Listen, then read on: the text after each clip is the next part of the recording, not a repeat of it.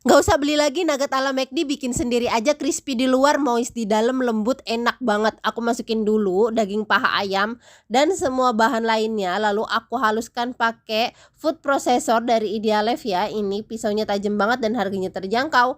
Next, masukin ke dalam wadah, lalu aku kasih tepung sagu atau tapioka, kasih susu juga, seledri.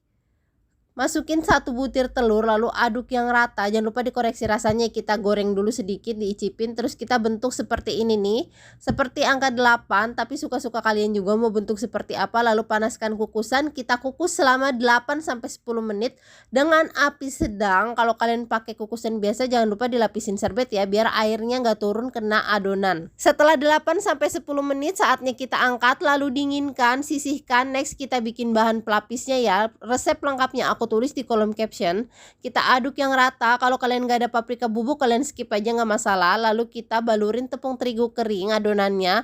Next, kita masukin ke bahan pelapis yang basah, aduk yang rata, lalu kita goreng di minyak yang panas, minyak banyak ya. Harus yang panas biar dia nanti hasilnya bagus, crispy, ngembang gitu. Kalau udah kecoklatan, udah matang, saatnya kita angkat. Tirisin biar minyaknya berkurang. Jadi deh nugget ala McD-nya ini enak banget kalau bikin sendiri, hasilnya jadinya banyak, puas banget. Kalau kalian mau lebih crispy lagi, bagian luarnya digorengnya 2 kali ya. Liatin, empuk banget di dalamnya dan rasanya juga enak. Yuk bikin.